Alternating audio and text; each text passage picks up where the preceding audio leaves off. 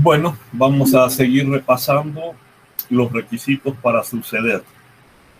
Es la clase que corresponde para hoy, aunque ya la comenzábamos a ver anteriormente, pero como es un tema bastante extenso, tenemos que irlo repasando. Y las nociones que van a aparecer al principio son de carácter general. Luego vamos a ir viendo las especificidades de cada uno. Los requisitos para suceder son de dos grandes categorías: requisitos objetivos y requisitos subjetivos. Cuando hablamos de los requisitos objetivos, estamos haciendo referencia a que los requisitos de los que hablamos están relacionados con el objeto. Y el objeto de la transmisión sucesoria no es otra cosa que el patrimonio. Entonces, este es el elemento objetivo del que se habla. El requisito objetivo para suceder es el patrimonio del causante. Vamos a agregar aquí el patrimonio del causante para mayor claridad. Y cuando hablamos de los requisitos subjetivos, estamos haciendo referencia a que esos requisitos se refieren a la condición personal del asignatario, es decir, aquel llamado a la sucesión, sea por legado o sea por llamamiento de la ley, el llamado heredero universal. Los requisitos. Los requisitos para suceder, lo comenzábamos a ver con anticipación, son A, certidumbre y determinación de la persona del asignatario. Significa que debe ser persona cierta y determinada, es decir, debe existir.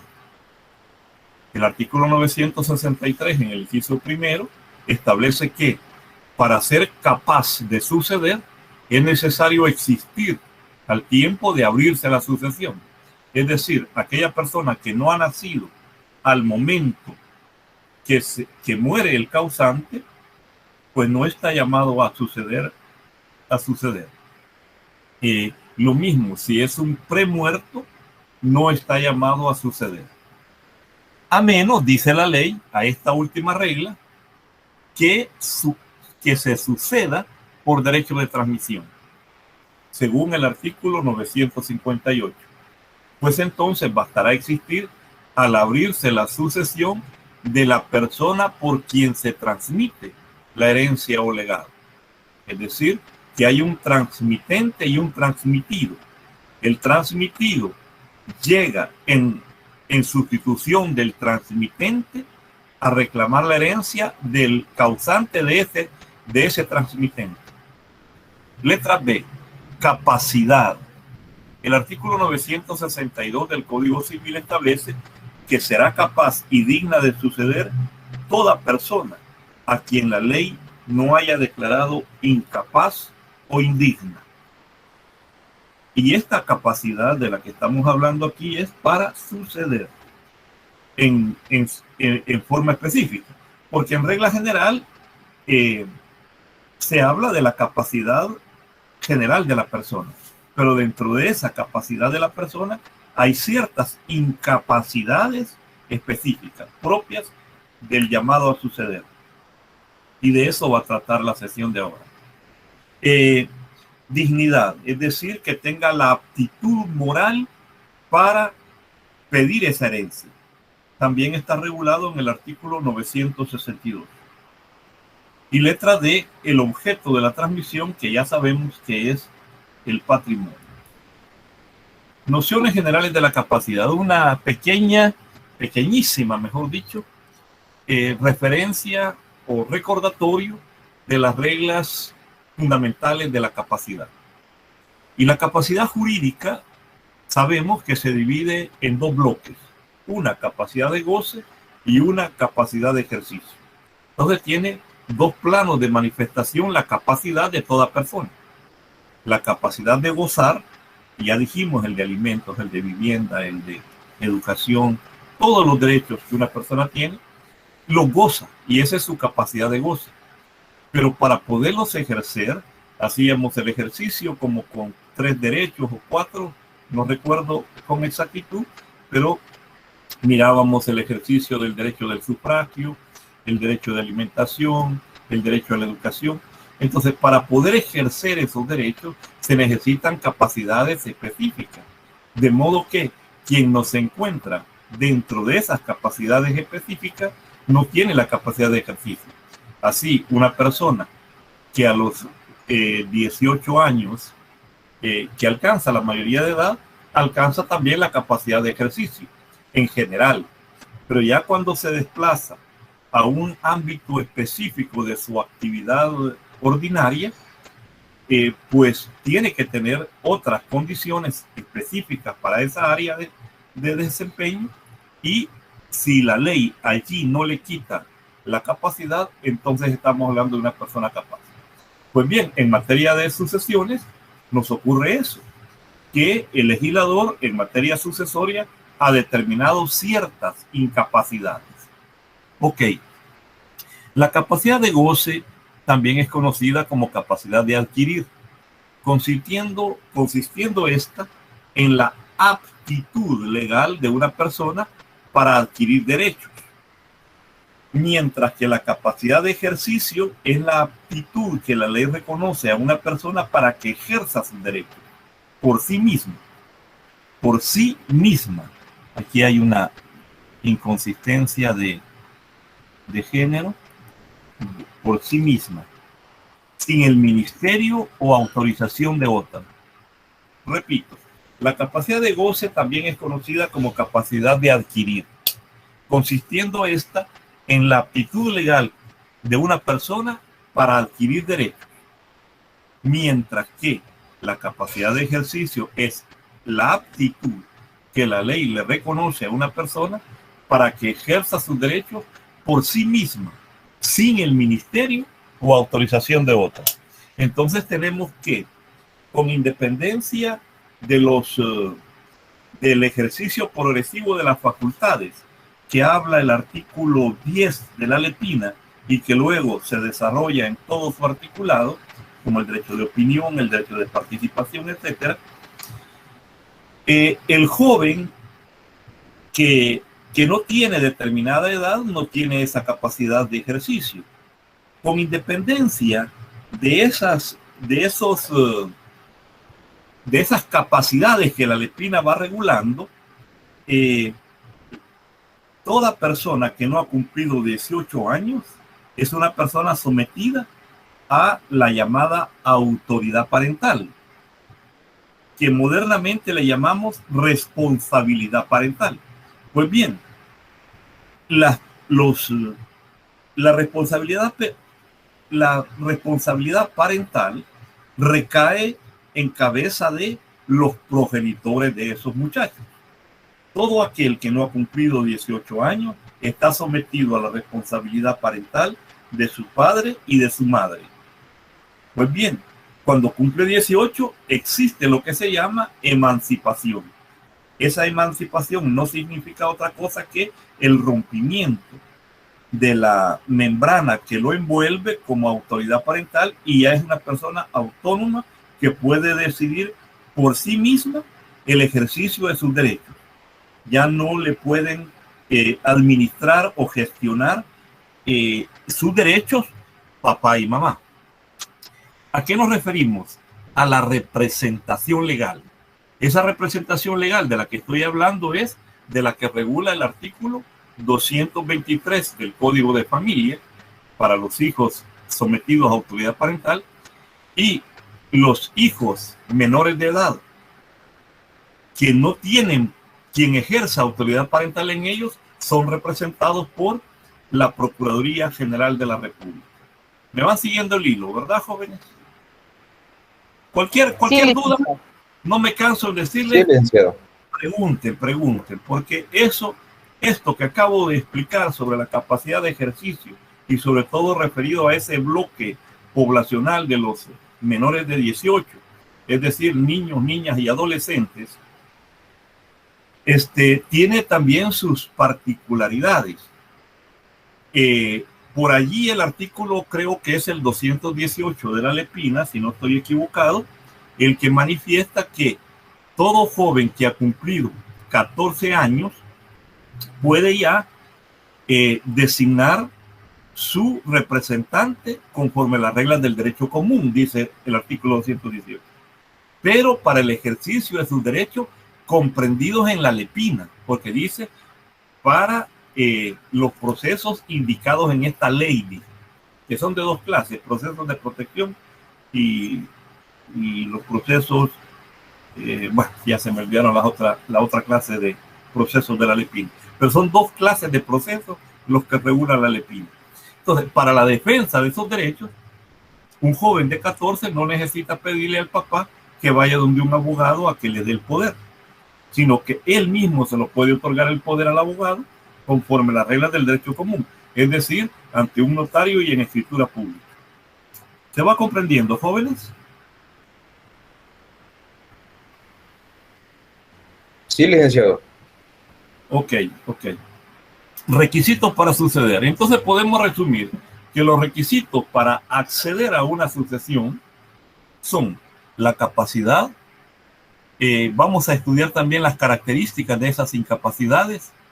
Y vamos a estudiar aquí un tema, ojalá que podamos llegar ahora allí, si no lo vamos a ver en la próxima semana, las posibilidades que tiene que un incapaz adquiera una asignación. Se lo voy a subrayar esto porque este tema es un poquito complejo, este tema, y quiero que en esto me pongan toda la atención posible. Posibilidades que un incapaz adquiera una asignación. Vamos también dentro de los requisitos para suceder, tenemos que ver que la capacidad que está allí en el numeral 1 no sea rota, no sea disuelta por el tema que está en el número 4, las indignidades. Cuando a una persona le asalta una indignidad, esa persona pierde la capacidad para suceder en los bienes del causante. Y esto que acabo de decir está relacionado con una pregunta de la compañera Mercedes Ibarra. Y luego vamos a revisar las características de las indignidades. De repente en clase no podemos verlo todo, de modo que yo les voy a pedir que se lean de X a X cantidad de páginas, tanto en el libro de Romero Carrillo como en el de Carlos Urquilla. Licenciado. Díganme. Siempre denme su nombre, por favor. David Omar. Sí, solamente... Le escuchamos, David Omar. Sí, licenciado. Fíjese que en las diapositivas casi no se logra distinguir la letra. Quizás si la pudiera hacer un poquito más grande, si no sería mucha la molestia. Como ahorita, no las puede leer. No, la otra, la anterior que tenía. Ya, esta. Sí, esa. Sí, pero solo en esta. Pero solo en esta, David Omar. En esa sí no la distingue. Sí, en esa, licenciado. Vamos a ver si caben así. Se salió, mire. Pero quiero ver 20. En la 20 creo que entró. Dígame ahora. Ahí se distingue, sí. Muy amable. Gracias. Bien. Vamos a ver si podemos guardar así cuando estamos grabando. Creo que sí. Creo que grabó.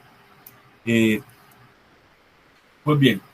Estos requisitos, ya dijimos que los objetivos están referidos al objeto y los subjetivos a la condición personal del asignatario. Los requisitos. Esto es lo que estábamos repasando, ¿verdad? La certidumbre y determinación de las personas, esto es existir, la capacidad que no esté afectada por una indignidad, luego viene el estudio de esa aptitud, el objeto de la transmisión por último.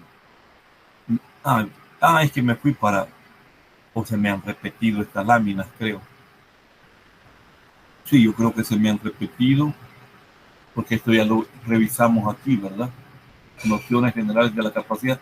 Sí, ya pues se me han repetido. Vamos a quitar esta lámina que está de más. Para ahí la quito después. Este artículo, la capacidad para suceder, artículos 963 y 964, es al que le dedicamos el lunes pasado la atención.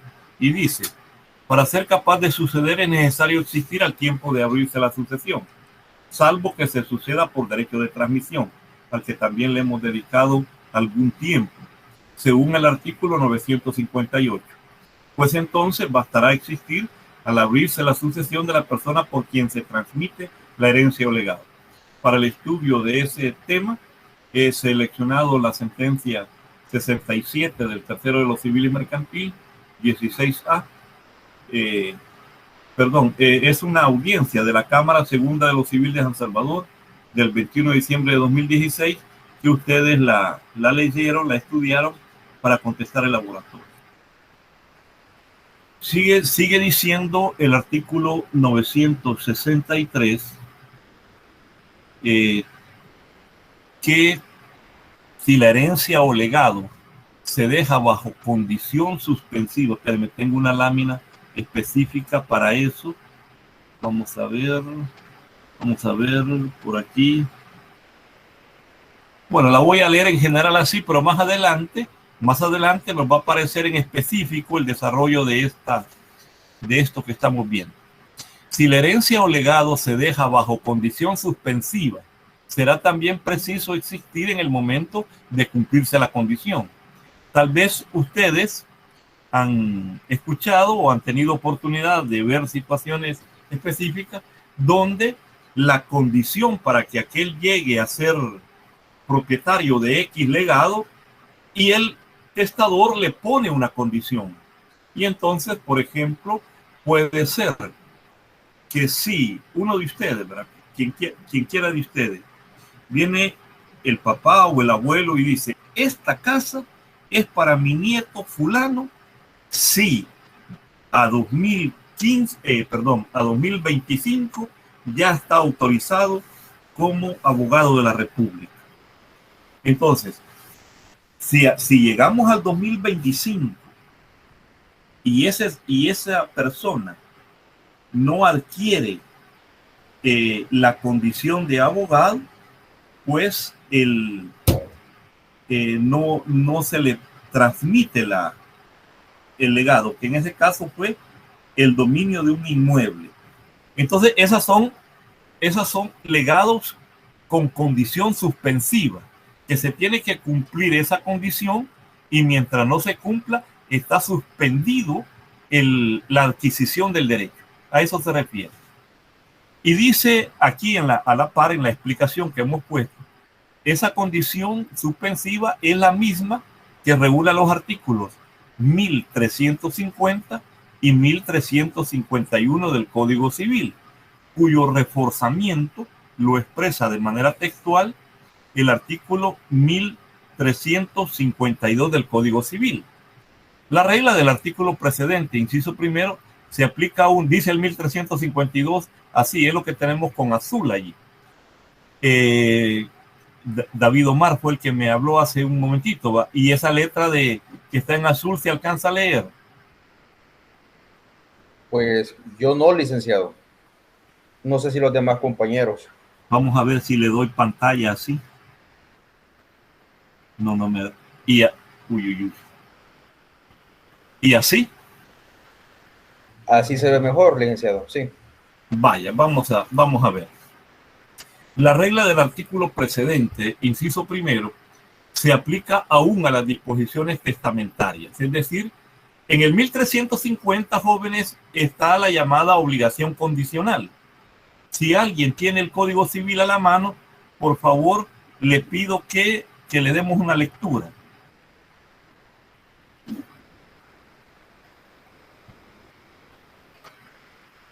Le damos una lectura, jóvenes. Vamos a ver a quiénes tenemos. Dedocráticamente voy a señalar quién lo lee.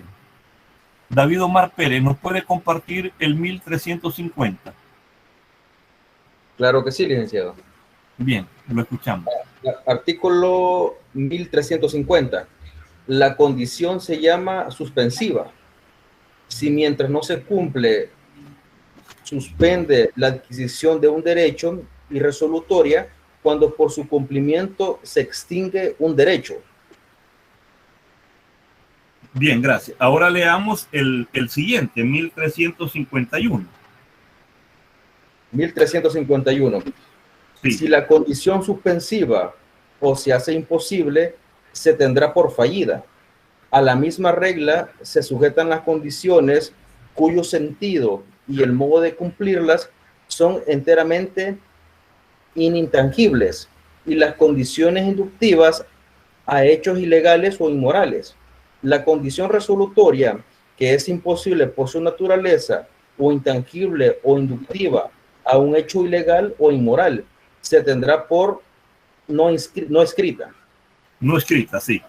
No escrita. Bien, entonces tenemos que, de acuerdo con el artículo 1350, las obligaciones condicionales son de dos categorías, suspensivas y resolutorias. Llámase condición obligacional suspensiva aquella que, mientras no se haya cumplido la condición, suspende la adquisición del derecho, y hasta que se cumple es que se adquiere. De modo que si le ponen plazo y no lo cumple dentro de ese plazo, el derecho se extingue. Y condición resolutoria es cuando por su cumplimiento se extingue un derecho. Artículo 1351. Si la condición suspensiva es o se hace imposible, se tendrá por fallida. Entonces ya no hay adquisición del derecho. A la misma regla de obligación fallida se tiene aquellas obligaciones cuyas condiciones en su sentido literal no tienen inteligencia, es decir, son ininteligibles. No se entiende qué quiso decir el testador. Entonces, ante esa falta de inteligencia es que se tiene por fallida la condición. Y las condiciones inductivas son aquellas que inducen a alguien a algo inmoral, dice. Y las condiciones inductivas a hechos ilegales e inmorales. Ejemplo, que a un joven el testador le diga que le queda esa casa si cumple determinada actividad, como por ejemplo vender sustancias prohibidas, por ejemplo. Entonces, esa es una condición inmoral. ¿Y qué le llama el legislador civil? Inductiva, las que inducen a lo ilícito o a lo inmoral.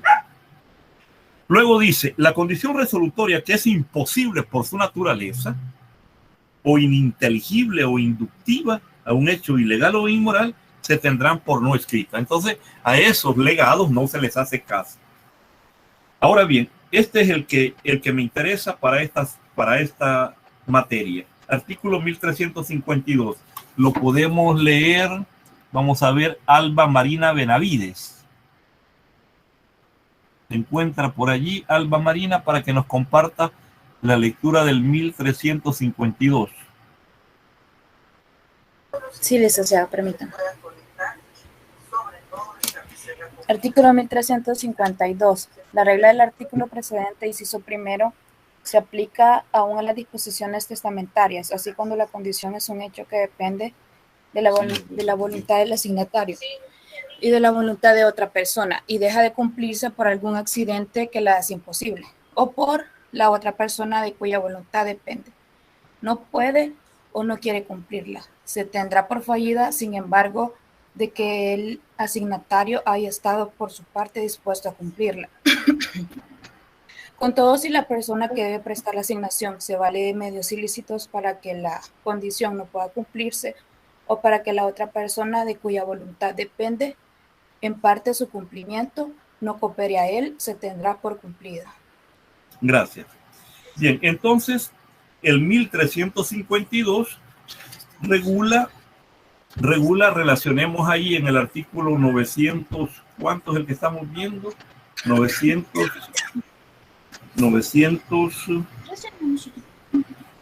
¿cuál es el artículo que tenemos en estudio ahorita? 63, licenciado. Ahí en el 963, donde habla de la condición, relacionemos el artículo 1352 civil. Bien, vamos a seguir con la presentación, vamos a seguir. Me dicen que así no se lee del todo bien, ¿verdad? Le vamos a dar Le vamos a dar presentación. Bien, vuelvo a leer. Cuyo reforzamiento lo expresa textualmente el artículo 1352 del Código Civil. La regla del artículo precedente, dice la del 1351, aquello de lo inmoral, de lo inductivo o de lo fallido, se aplica aún a las disposiciones testamentarias. Así, cuando la condición es un hecho que depende de la voluntad del asignatario y de la voluntad de otra persona y deja de cumplirse por algún accidente que le hace imposible o porque la otra persona de cuya voluntad depende no puede o no quiere cumplirla, se tendrá por fallida. Sin embargo, de que el asignatario haya estado por su parte dispuesto a cumplirla. Un caso que podemos traer a cuenta de esto es aquello de que le dejan a alguien determinado bien si se casa con fulano. Bien, esa persona, el asignatario podrá estar, en este caso el asignatario se llama legatario. El legatario podrá estar dispuesto a casarse con aquella persona, pero la condición no depende solo de la voluntad de él, sino de que aquella persona se quiera casar con el legatario. De modo que si no lo hace, pues la condición se tiene por fallida, porque no se puede cumplir. Con todo, si la persona que debe prestar la asignación se vale de medios ilícitos para que la condición no pueda cumplirse, o para que la otra persona de cuya voluntad depende en parte su cumplimiento, no coopere a él, se tendrá por cumplir. Bien, para el estudio de las incapacidades, que es lo que afecta, la regla general, voy a decir esto, la regla general es que toda persona es capaz. Artículo 1316, creo que es, ¿verdad, jóvenes? 1316. Veámoslo, jóvenes. El 1316 civil.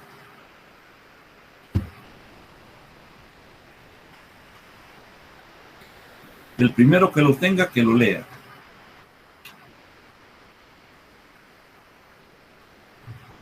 Yo lo tengo, licenciado. El artículo 1316. Mejor 1317, que ahí es donde está la regla que buscamos. 1317. Toda persona es legalmente capaz, excepto aquellas que la ley declara incapaces. Gracias. ¿Quién leyó, perdón? Verónica. Gracias, Vero. Pues bien, la regla del derecho siempre es que todos somos capaces. Entonces, para saber cuándo alguien es incapaz, es que hay que revisar en la actividad que va a desempeñar si no le afecta una regla de incapacidad. Entonces, en principio todos somos capaces, menos aquellos que la ley va declarando incapaces. Así, el primero que tenemos como incapaz es el que no ha cumplido 18 años. Segundo, los que no están en uso de la razón. Y así la ley va excluyendo de la capacidad a aquellos que se van encontrando en determinadas situaciones determinadas por la ley. Primero, entonces las incapacidades Romero Carrillo las explica en 5 grandes grupos. Y el primer grupo del que habla es el de aquella persona que no exista al tiempo de abrirse la sucesión o al tiempo de que debe cumplirse la condición suspensiva, si la herencia o legado se deja con esa modalidad. Por eso hemos leído los artículos 1350, 1351 y 1352. Pero para que esto quede bien asentado, leamos el 1269. 1269, jóvenes.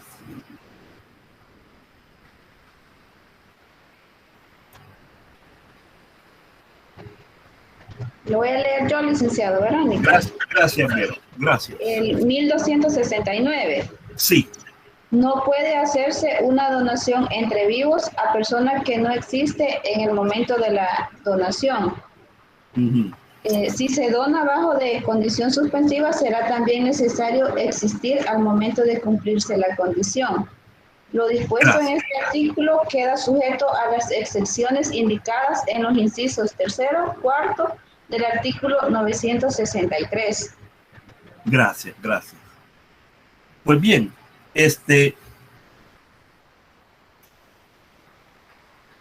perdón, aquí me he confundido. ¿Qué artículo fue el que me leyó, compañera?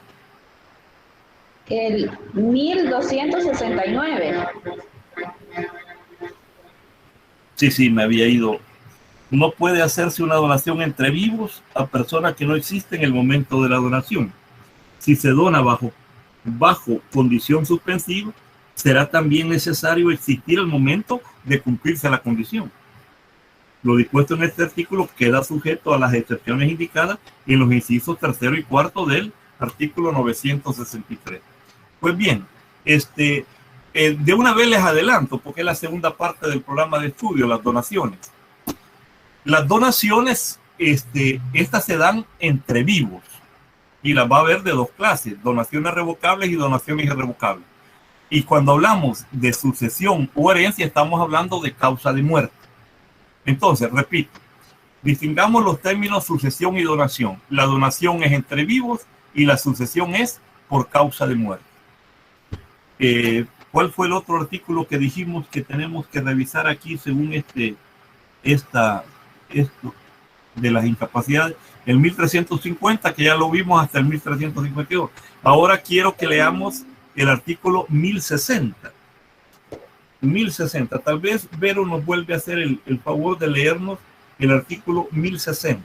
Leoli. Sí, dele. Ok, buenas tardes. Artículo 1060. Las asignaciones testamentarias bajo condición suspensiva no confieren al asignatario derecho alguno, mientras pende la condición, sino el de implorar las providencias conservativas necesarias. Si el asignatario muere antes de cumplirse la condición, no transmite derecho alguno. Cumplida la condición, no tendrá derecho a los frutos percibidos en el tiempo intermedio, si el testador no se los hubiere expresamente concedido. Gracias. Ok, de acuerdo al artículo 1060 tenemos las siguientes reglas. Que las asignaciones testamentarias bajo condición suspensiva no confieren al asignatario derecho alguno mientras pende la condición. Es decir, digamos el mismo ejemplo, alguno de ustedes, el abuelo le dijo que si a 2025 no se ha graduado de licenciado en las ciencias jurídicas de la Universidad Modular Abierta, entonces ya no tendrá derecho a ese legado. Entonces el legado quedó sujeto a una condición. Pues bien, de aquí a 2025, bueno, ya hasta estoy perdiendo 2021 y estoy diciendo 2020, de aquí a 4 años, en estos 4 años, dice la ley, en estos 4 años, no le confieren al asignatario, por más que ya ha ido a aceptar herencia, no le confieren al asignatario derecho alguno mientras pende la condición, es decir, está pendiente de cumplimiento. Mientras esté pendiente, es decir, pende la condición, entonces no adquiere los derechos sobre ese bien que se le ha legado. Pero sí tiene derecho durante estos 4 años. Allí el legislador ocupó un verbo que en aquella época era de uso corriente, ahora ya no se usa esto, el de implorar las providencias conservativas necesarias. ¿Qué quiere decir? Que para que esa casa no se destruya, no pierda su valor, su calidad, hay que conservarla. Entonces, quien la está teniendo, generalmente va a ser un legatario partidor, tiene que hacerle las reparaciones locativas necesarias. Entonces se refiere a esto, que sí tiene derecho ese legatario que está pendiente de cumplir una condición a implorar que las providencias conservativas necesarias se le hagan a ese bien. Luego sigue diciendo, si el asignatario, es decir, ese legatario, muere antes de cumplirse la condición, no transmite derecho alguno. Entonces, aquella regla del 958, pónganle ustedes por allí que se exceptúa del derecho de transmisión el delegatario que tenía su derecho sujeto a condición suspensiva. Es una excepción específica. Y por lo tanto, los herederos de este legatario no van a tener derecho de llegar a pedir que esa casa se le transmita a ellos, sino que quedó expuesta para los demás herederos de su transmitente, a los coherederos de su transmitente.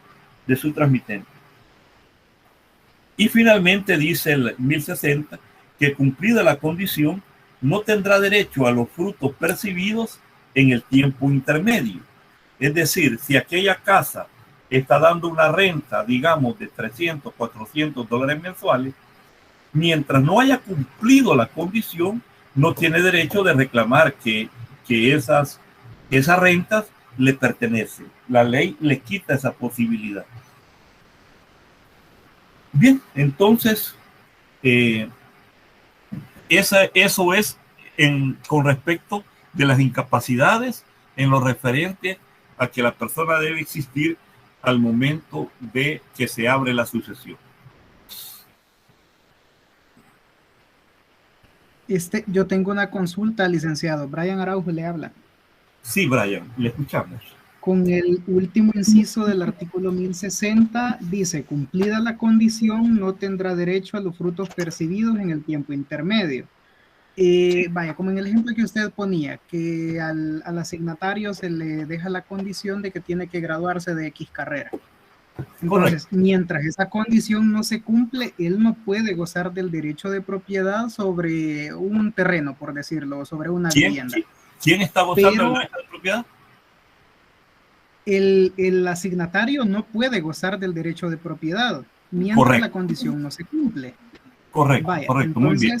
Pero supóngase que es una casa. Entonces, la casa se está arrendando y a ese canon de arrendamiento se le conoce como fruto civil. Entonces, ¿se le conoce como? Frutos civiles, según entiendo. Sí, correcto, son, va por bien. ejemplo, vale. No, es que mi cachorro ladraó cuando usted habló y no le escuché bien. Vaya, está bien. Entonces, el inmueble está produciendo sus frutos, pero el asignatario no tiene derecho a ellos. Entonces, todos esos frutos que se percibieron en 2 años, por ejemplo, desde que falleció el causante y que se cumplió la condición, ¿qué pasa con esos frutos? Si el testador no se lo expresó, que se los concede. Vale, lo vamos a explicar. Espérenme que serví la cámara, pero no me veo. Hoy sí, ¿verdad? Vaya, vamos a ver. Es el artículo 1060, me parece, ¿verdad? Sí, 1060. Sí, 1060, último inciso. Sí. Y vamos a ocupar el ejemplo que tenemos de laboratorio, que a 2025, Brian, ¿cuál es su apellido, Brian? Araujo. Brian Araujo debe ser licenciado en Ciencias Jurídicas de la UMA para que este inmueble que se le ha legado sea inscrito a su nombre. Bien. Entonces, estamos a 2021. ¿Cuál es el ejercicio? Que en este tiempo, de 2021 a 2025, pongámosle 29 de diciembre, por decir algo. 29 de diciembre de 2025, este término de tiempo que está aquí no tiene derechos sobre la casa. A no ser que implore, dice la ley, las medidas conservativas. Es decir, que se le dé cuidado a esta casa. ¿Por qué? Porque cuando cumpla la condición necesita que la casa esté en el estado que se la dejó el transmitente, es decir, el testador. Ok. Una vez que se cumple la condición, las rentas que produjo esta casa, digamos $400 mensuales, si el testador, ojo Brian y grupo, si el testador no se refirió específicamente que deben de dársele a Brian cuando él adquiera el derecho de dominio sobre la casa, entonces no tiene derecho a reclamarlo. Para reclamar todas las rentas o frutos civiles, como usted bien le llamó, para que usted las pueda reclamar, necesita que el transmitente, es decir, el testador, lo haya expresado así. ¿Se comprendió, grupo? ¿Brian? Sí, perfecto. Ahora, mi pregunta Sí, iba licenciado. encaminada a que si en el testamento no se hizo esa mención, entonces esos frutos, ¿qué se hacen? ¿A quién le quedan?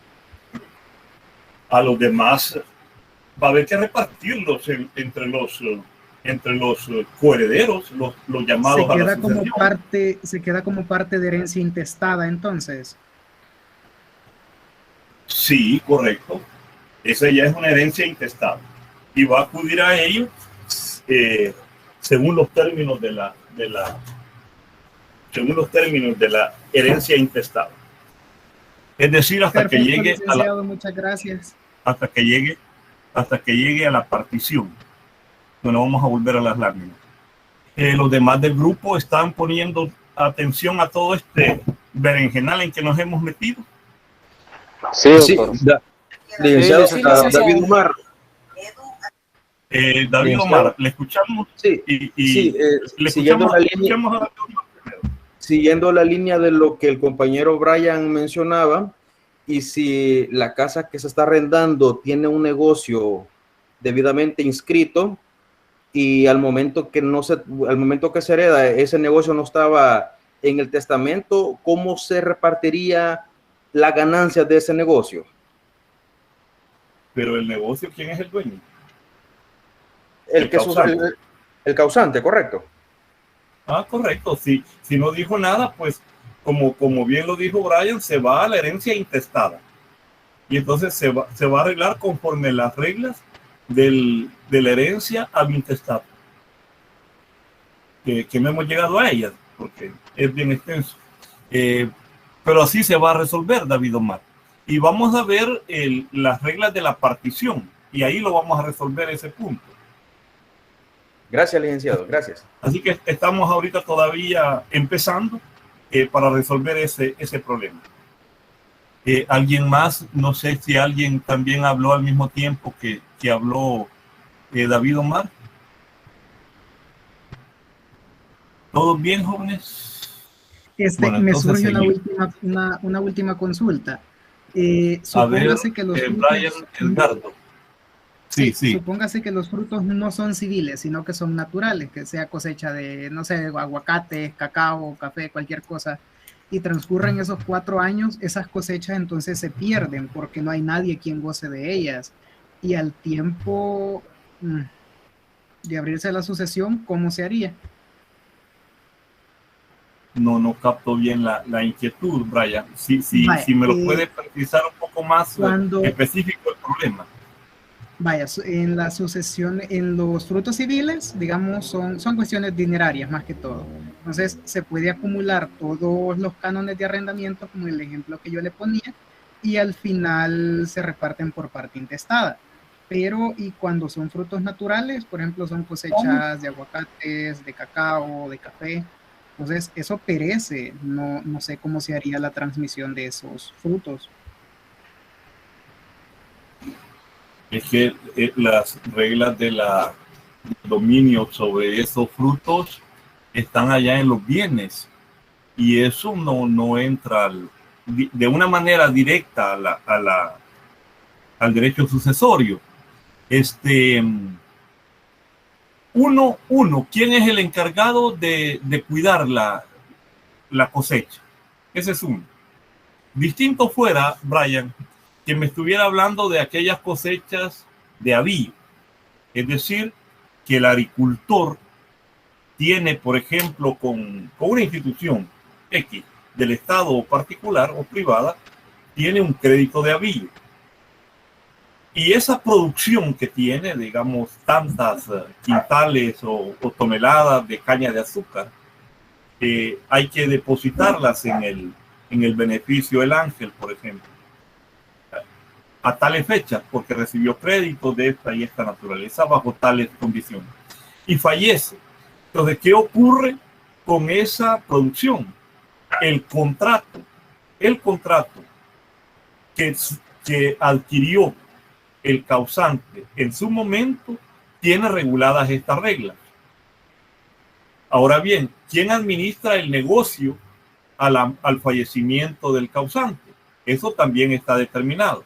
De modo que estas personas encargadas de administrar el negocio tienen en sus estatutos, en sus mandamientos, ya sea por poder, por estatutos, en la forma que sea, tienen reguladas de manera específica hasta dónde alcanzan sus atribuciones.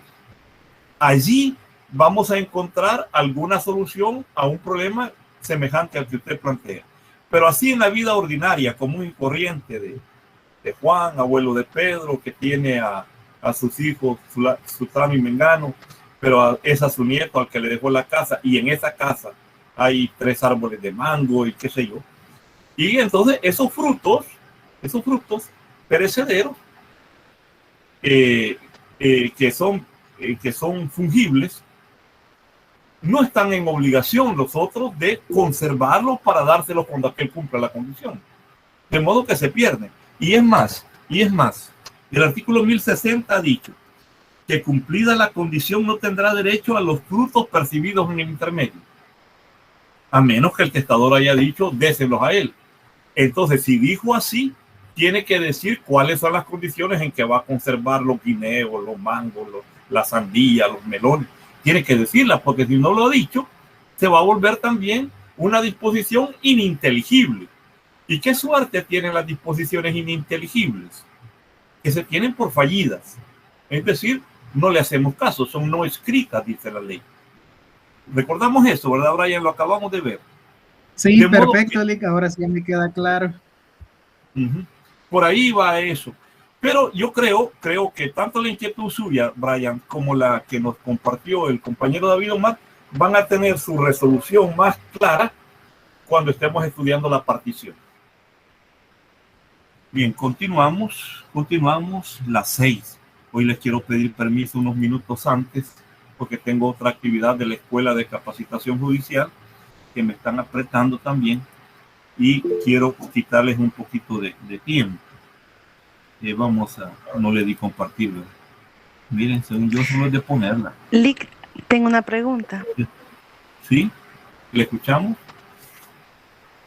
¿Le escuchamos? Gracias, Lick. Crisia le saluda. Mire, tengo una consulta. En la línea que va el compañero Brian, usted decía que en la condición hay un tiempo específico para que se cumpla y claro, acceder al derecho. Digamos, el ejemplo sería, si se da un caso fortuito o algo de fuerza mayor y por eso yo en ese tiempo que pude estar incapacitada para llegar y acceder a ese derecho, yo lo puedo llegar a demostrar o lo perdería. Perdería yo lo que me han designado por ese caso. Y no tengo la idea bien. Si me la puede repetir, Crisia, voy a ir tomando nota. Sí, claro. Ajá, veamos. Usted dice que cuando se impone una condición a cumplir, ¿verdad? Hay una condición de ser abogado, suspensiva. Así es. Hay una condición suspensiva. Exacto. Y de aquí a 2025 se tiene que graduar la persona de abogado, como se dijo. Pero digamos que esa persona tiene un percance, un caso fortuito, algo de fuerza mayor, que le impide cumplir eso que le han impuesto para acceder al derecho. Pero si esa persona lo puede demostrar, siempre tendría un tiempo de gracia para seguirlo cumpliendo, o él solo se cierra por el hecho de que le dijeron 2025 y hasta ahí llegó, o ¿qué pasaría ahí? Sí, fíjese que con las premisas que usted nos da, mala suerte, ¿verdad? Esa sí es pura mala suerte. Porque el testador eso dijo. El testador dijo, a 2025 mi nieta Crisia Llanes tiene que estar graduada de licenciada en ciencias jurídicas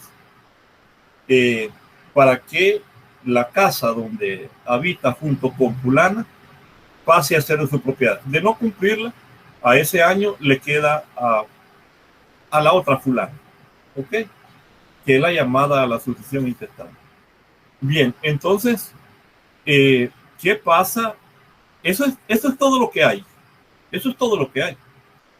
¿Qué pasa si usted al poquito tiempo, estamos a 2021, ya el otro año, 2022, tiene un accidente y ese accidente es incapacitante para que continúe estudiando? Así es. Entonces llegamos a 2025 y sigue sometida a la incapacidad o qué sé yo. O si se recuperó, pero ya no le da el tiempo para sacar la carrera, pues es una especie de contingencia no prevista, que es la contingencia la que va a anular la disposición testamentaria, la va a disolver, no por la voluntad del... ¿Cómo es que dice el primer artículo que vimos sobre las recuérdenme cuál es el primer artículo que vimos sobre esto de las condiciones? Déjenme revisar cuál es, ya les digo, fue el artículo 1300, del 1350 al 1352, leamos allí qué es lo que hay. 1350, vamos a ver, espero que todos tengan su código abierto en el 1350. El 1351, Cristian. Si la condición suspensiva es o se hace imposible, se tendrá por fallida. De modo, Cristian, que si el testador no hizo alguna salvedad de contingencia, esa contingencia queda atrapada en la regla primera del 1351, que establece que si la condición suspensiva es o se hace imposible, se tendrá por fallida. A la misma regla se sujetan las condiciones cuyo sentido no se entiende. Entonces, Cristian, creo que la inquietud suya, desgraciadamente, ¿verdad?, se resuelve por el 1351, a menos que el testador haya previsto alguna regla de salvedad que diga, pero si hubiera estado impedida en este tiempo para cumplir esta condición, se le dará un plazo de gracia de tal cosa. Pero esa ya es la voluntad del testador. De modo que si el testador no lo manifestó, los demás no podemos meternos en la inteligencia del testador para decir hagámoslo así. No, en esta materia es la inteligencia, la voluntad del testador el que nos diseña todo el curso operatorio que van a seguir los bienes que él deja. De modo que si él no previó una situación semejante, no hay posibilidad, porque el 1350, siempre digo 1351, ustedes lo tienen más fresco, el que acabo de leer, 1051 es, ¿verdad? No, 1351. 1351, gracias. Sí, Así es que está dentro de las obligaciones.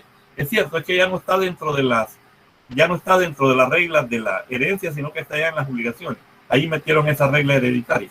Pues bien, entonces se tendrá por fallida, dice la ley. ¿Le atendí su inquietud? Sí, perfectamente. Gracias, licenciado. Bien, continuemos entonces.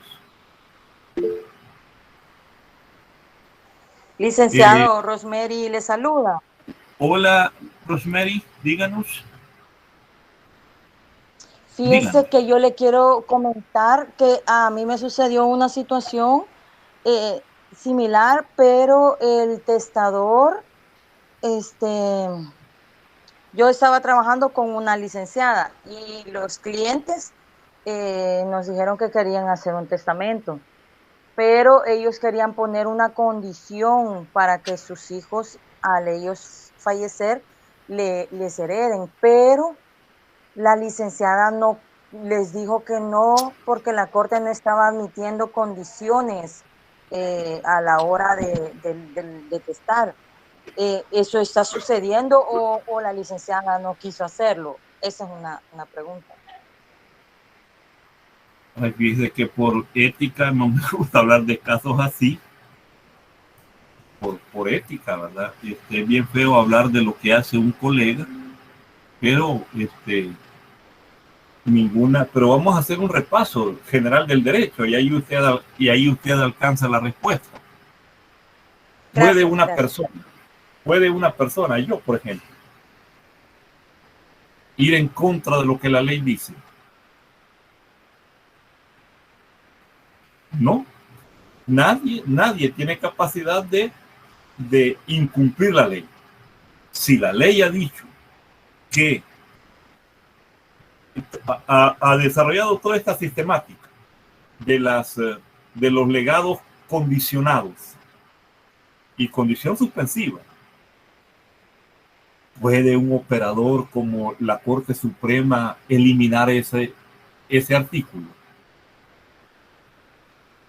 Imposible.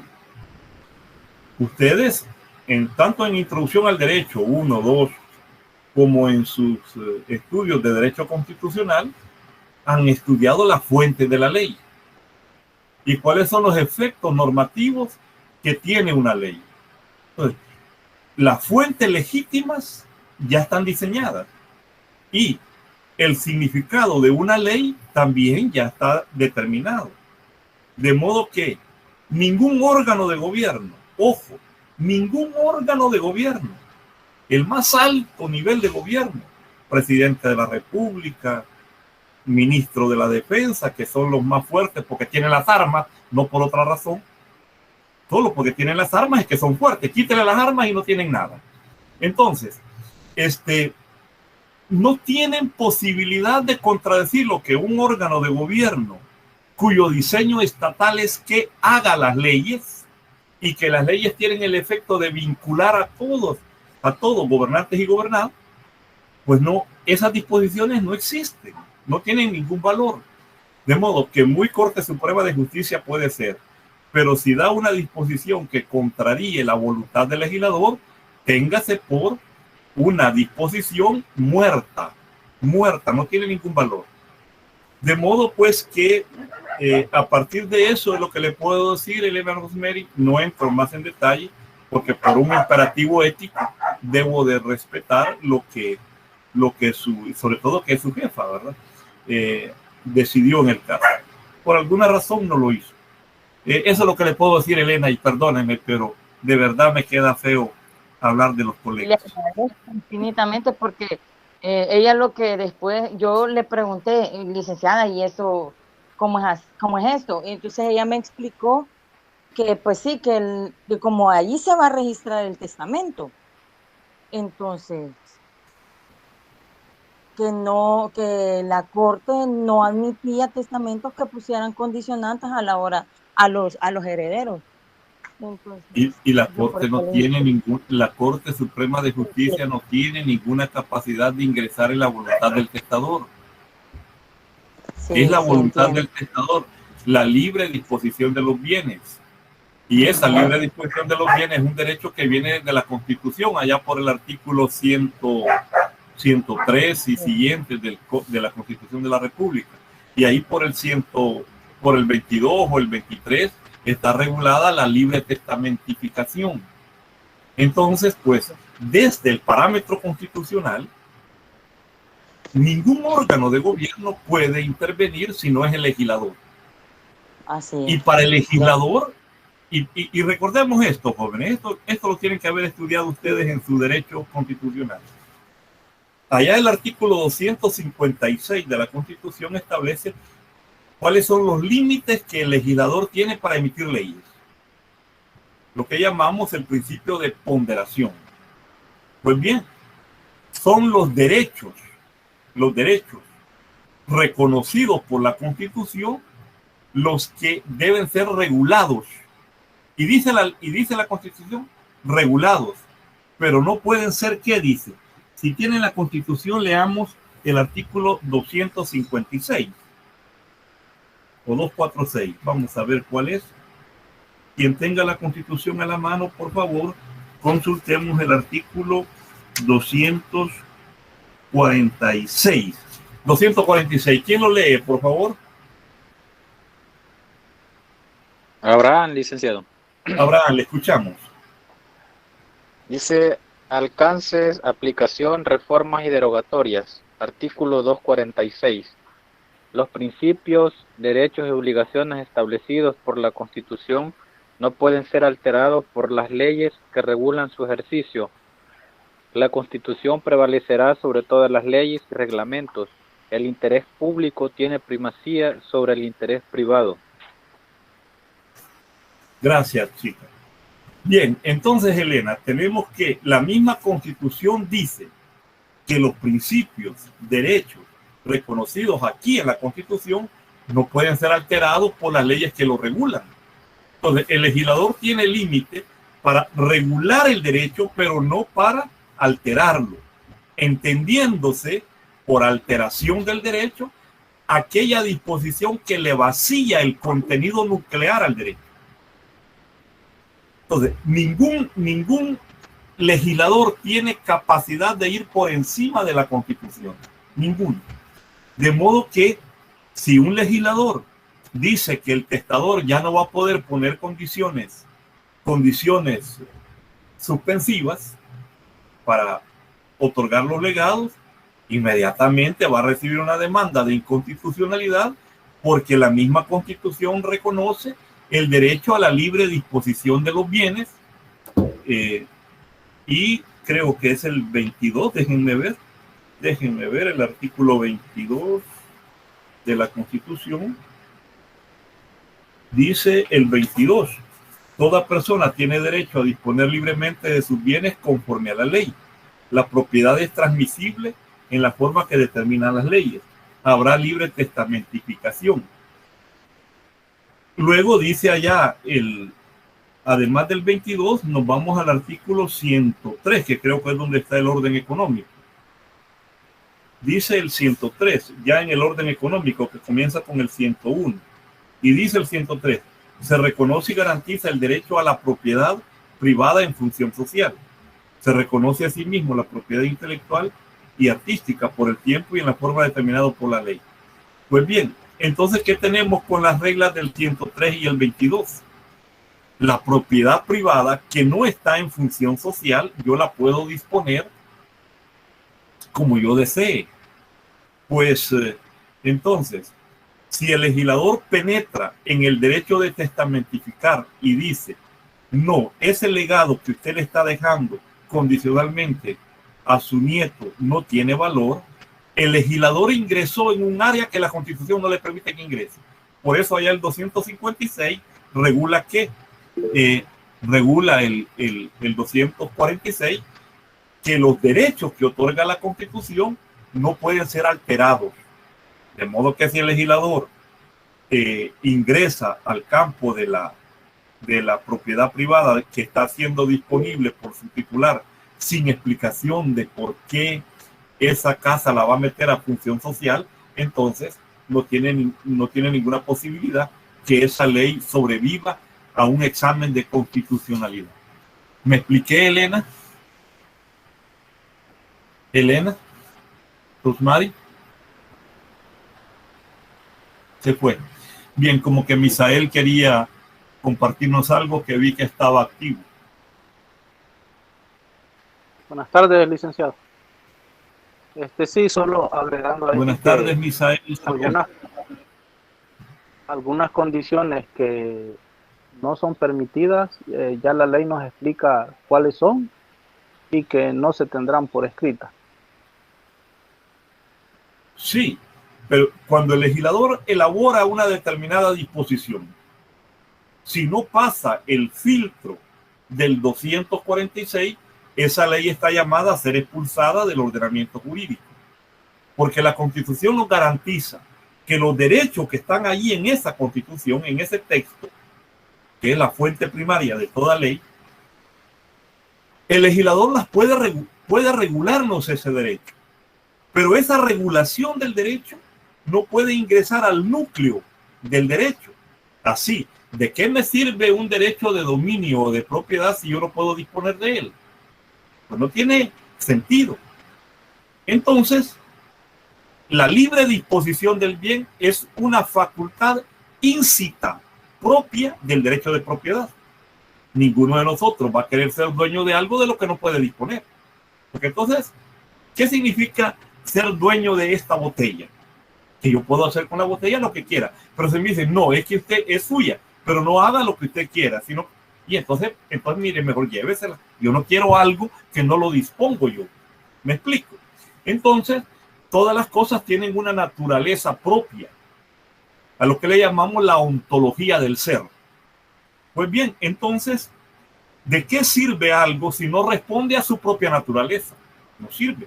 Entonces, el legislador tiene que tener el cuidado que cuando está regulando derechos, no puede vaciarlos y dejarlos sin contenido, porque entonces ya no tiene ninguna justificación esa ley y hay que expulsarla del ordenamiento jurídico. Por ahí van las cosas. Elena Rosemary, ¿se mantiene allí o se retiró?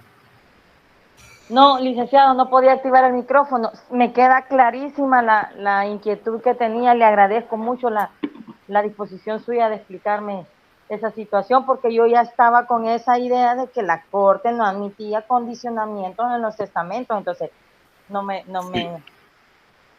me queda claro. Sí, pero, muchas gracias. Pero por favor, preguntas así que comprometen la ética de otros profesionales, por favor no me comprometen de verdad. Y uno tiene que respetar los pensamientos ajenos. Sí. Bueno, vamos a continuar. Vamos a continuar con las presentaciones. Y creo que es esta la que estamos viendo. Esta, compartir. Hoy entraron bien poquitos a clase. Bueno, dejamos esta lámina, seguimos ahora con la siguiente. Tenemos que el segundo grupo de incapacidades es el de las cofradías, gremios o establecimientos, cualesquiera que no sean personas jurídicas. Fíjense que esto lo desarrollé bastante el miércoles pasado, que tuve una sesión de clase únicamente con Misael. Y así que les pido que para el desarrollo de esta lámina la busquen ahí en la clase del miércoles pasado. Tercer grupo de incapacidades, la del que antes de deferírsele la asignación hubiese sido condenado por adulterio con el causante o acusado de dicho delito si se siguiese de condena judicial. Lo mismo que la anterior, la expliqué bastantito ahí en la sesión del miércoles pasado. Cuarto, la incapacidad, esta también, la del ministro de cualquier culto, para recibir herencias o legados por testamento otorgado durante la última enfermedad del causante, a quien confesó o asistió durante la misma enfermedad o habitualmente durante los últimos 2 años anteriores al testamento, que es aplicable también al médico de cabecera del testador. Esa lámina también está suficientemente desarrollada en la sesión del miércoles cuando ustedes estaban haciendo su laboratorio. Y finalmente el quinto grupo de incapacidades es la del notario o del funcionario que haga sus veces para recibir asignaciones instituidas en el testamento. Miren, me interesa esto del funcionario que haga sus veces. Esto es lo único que me interesaría. Jóvenes, una pregunta. ¿Ustedes ya cursaron su derecho notarial? ¿Algunos de ustedes ya cursaron derecho notarial? No, licenciado. Bueno, entonces voy a adelantar un poquito. Les voy a adelantar un poquito de derecho a aquellos que no la han cursado todavía. Miren, fíjense que además del notario, que es la persona, mejor dicho, quitémoslo de persona, que es el funcionario llamado a recibir el otorgamiento de voluntades de otra persona para que produzca efectos legales. Además de él, del notario, se ha permitido históricamente que otros funcionarios también celebren actos notariales. Y en ese sentido teníamos de antiguo en el Código Civil, cuando la cartulación estaba regulada en el Código Civil, que el juez de primera instancia del municipio, donde no hubieran notarios, podía ejercer las funciones que ejerce el notario. Entonces, eso se perdió su vigencia, en tanto que hoy en todo el país sobreabundan los notarios. Entonces, ya no es posible cumplir la regla del Código Civil de que podían cartular los jueces de primera instancia. Sin embargo, y aquí va a venir una pregunta de investigación de laboratorio, que se las voy a anotar aquí se las voy a dejar anotadas. Vamos a ver si lo podemos escribir aquí. Aquí está. Vamos a decir aquí qué ocurre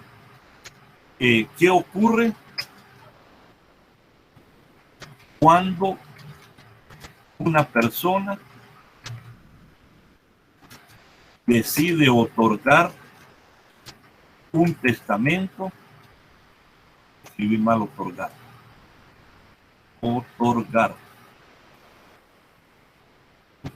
un testamento o contraer matrimonio, incluso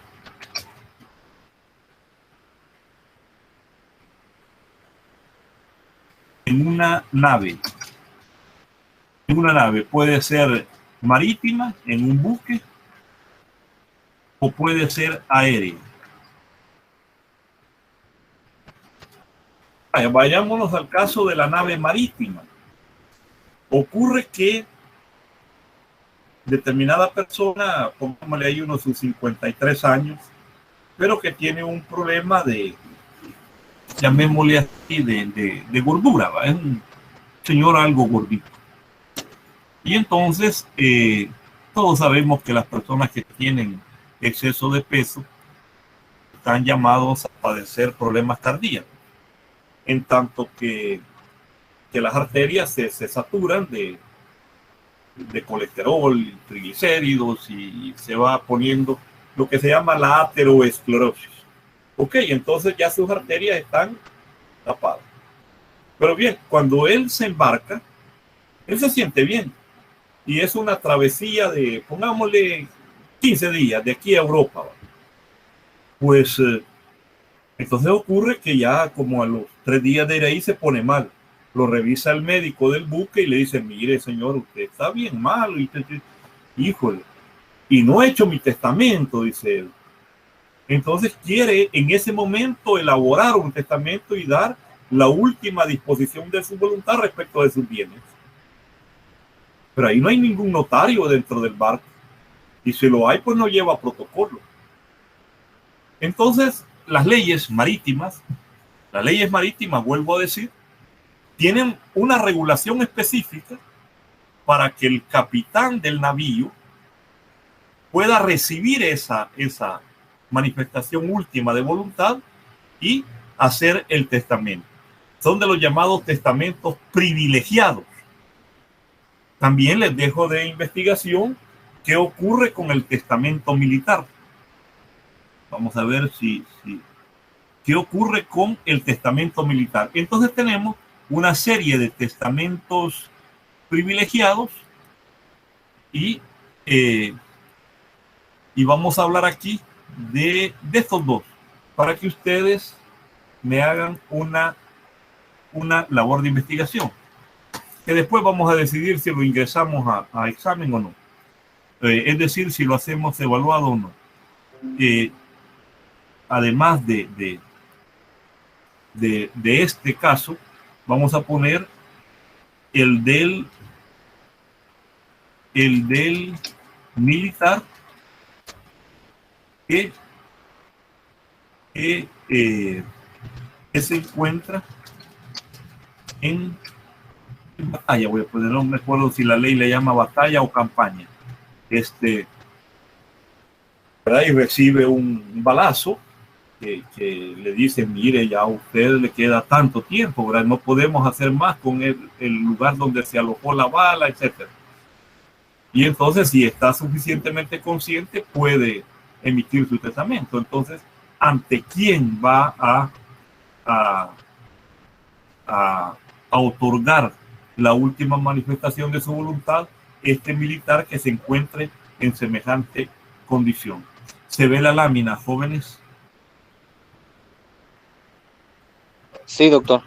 Sí, se ve. Bien, entonces les dejo esos dos problemillas ahí planteados, porque viene a cuenta ya que en cuanto a la quinta regla de incapacidad, tenemos que el notario que llega a celebrar un testamento, él no puede ser, no tiene capacidad de recibir legados de ese testamento que le está autorizando. Y no solo el notario, también el funcionario que haga sus veces. ¿Y quiénes son estos funcionarios? Entonces preguntémosle, jóvenes, a los profesores de Derecho Notarial, o entremos ahí en Google, que hoy el Google nos resuelve todas las preguntas. Ingresemos allí y coloquemos la pregunta: si puede el capitán de un navío otorgar testamento, o el del jefe de la brigada militar donde uno de sus soldados se encuentra en una situación de amenaza de su vida. Entonces tenemos estas dos condiciones. Así que les pido que los averigüemos. Miren, ya son las 6:30, jóvenes. Pregunto si hay alguna otra.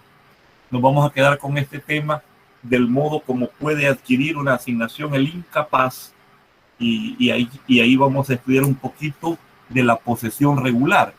Esta materia sí ya la estudiaron ustedes, ¿verdad? La posesión, porque en Derecho Civil 2, los bienes, ahí se estudia esta asignatura.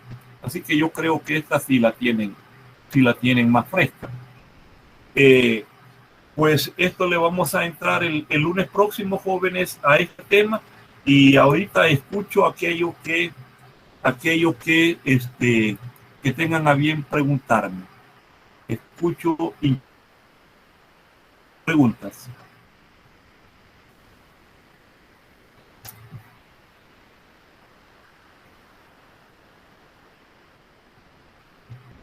¿No hay preguntas, jóvenes? ¿Será que se me fue? No, doctor. ¿Y el grupo? De momento no, licenciado. Ya están cansaditos. Vamos doctor, comprendiendo todo. Desde mi punto de vista estamos bien. Vamos bien. Y las chicas, solo varones han hablado hoy. ¿Y las chicas, Alba Marina? Todos han entendido, licenciado. ¿Vamos bien, Alba Marina? Sí, todo bien. Y aquí. Bueno, entonces, jóvenes, les quiero pedir permiso estos minutitos. Y nos vemos el lunes. Y dentro de 15 días nos vamos a conocer personalmente, ¿verdad? Dentro de 15 días los conozco. Excelente. Bueno, jóvenes. Gracias. Feliz noche, Buenas noches, licenciado. Feliz noche. Hoy los dejo que vayan temprano a su otra clase. Gracias, licenciado. Feliz noche. Buenas noches. Gracias, buenas noches a todos. Gracias, buenas noches. Feliz noche. Gracias. Gracias, Gracias, feliz noche.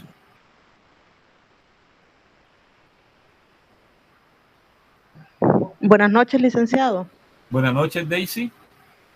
Fíjese que el compañero José Miguel me dijo que le dijera de que no pudo asistir a la clase por motivos laborales.